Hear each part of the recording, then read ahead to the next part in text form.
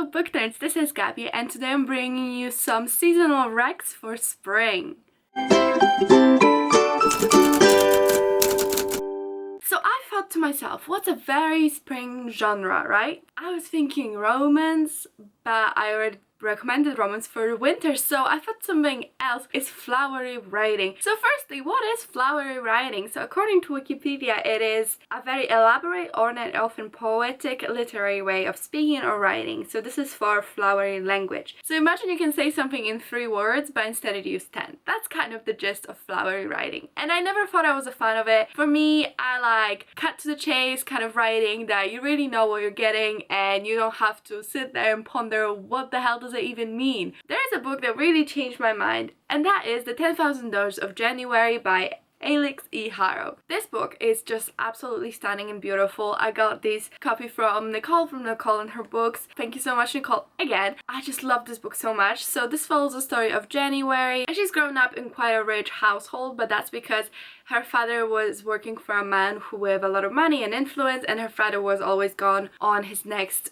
assignment. This book is a portal fantasy, so we have different worlds within this one that we can step into and find out more about. This is really beautiful book. I was not expecting to love it. I opened it and I was like, god, the metaphors from the get-go, but really it was so beautiful and it's such an impactful story, and I just really enjoyed it. This has inspired this whole video because first of all, does this not just scream spring to you? It's so beautiful and ornate and I just love it so much. But beyond that, the writing is just so beautiful. So I would highly recommend 10,000 Days of January. And then I thought, okay, what other books have I read that have flowery writing? And I honestly couldn't think of any. I turned to Twitter, the most wonderful place in the world, to ask all of my bookish friends for some recommendations on flowery writing, and people delivered. So I thought, why not make this seasonal recs a community edition?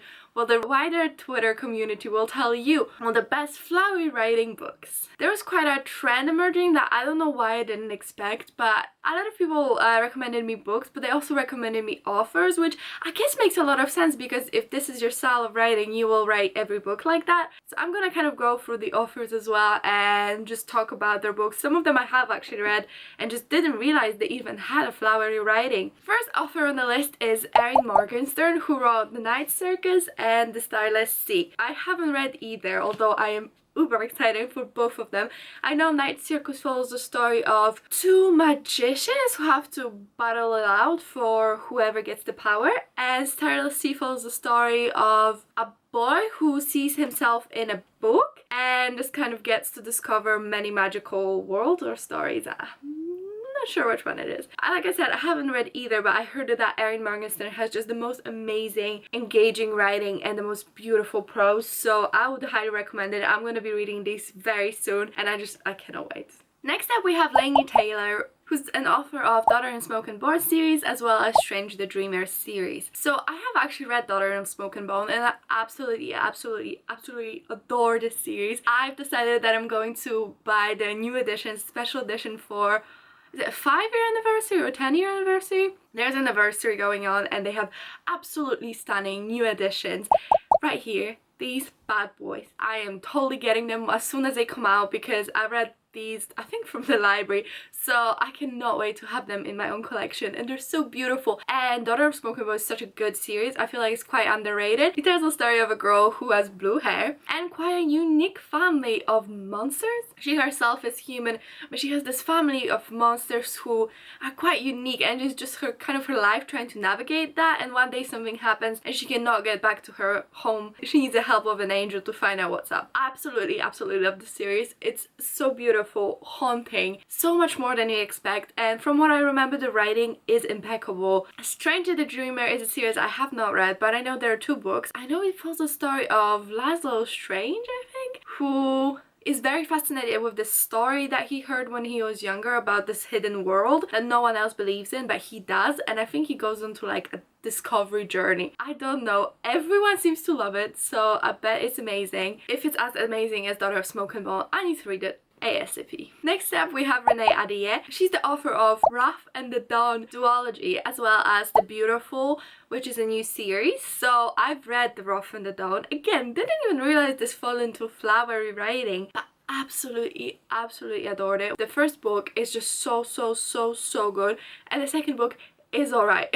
So it's one of them. You can read the first one and just be happy, so it's fine. It's a retelling of 1001 Arabian Nights. In this kingdom there's a king who takes a new bride each night and then kills them the next day, and our main character has volunteered to become one such bride because he has murdered her friend and she wants to enact revenge.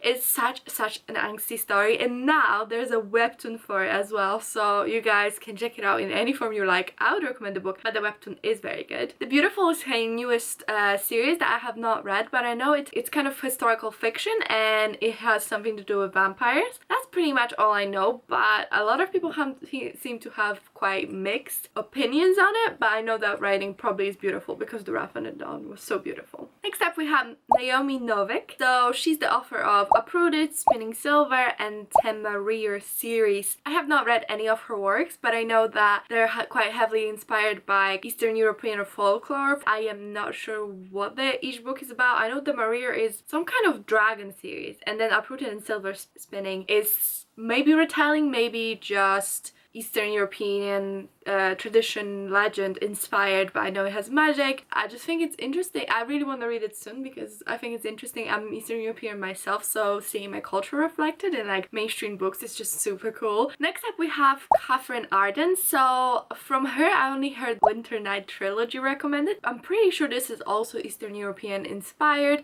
and I think it tells a story of a girl who has to go with like live with like a beast. Okay, don't quote me on this. I also heard it might be a bit slow, which I feel like is a thing with flower writing, but still worth a shot, I think. So these were the books that I kept getting recommended, and they kind of were duplicates, so I thought they were a very safe bet.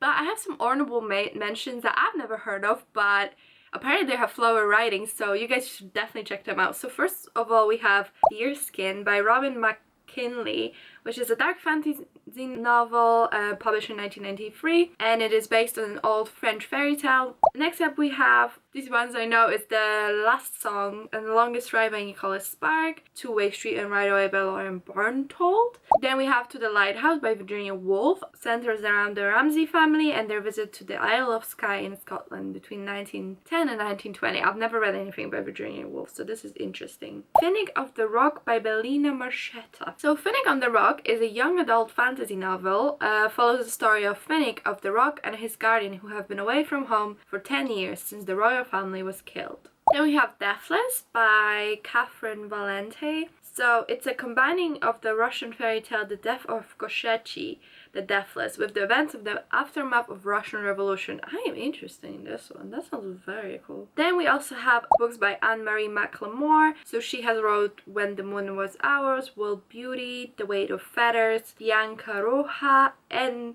Dark and Deepest Red, which I know has been circulating around booktube, and it's a retelling of The Red Shoes. And last we have Francesca Lia Block, who is the author of a lot of things I do not know, but it seems she does a lot of fairy and kind of retellings. So these are some honorable mentions. If you guys want to check some of them out, please do.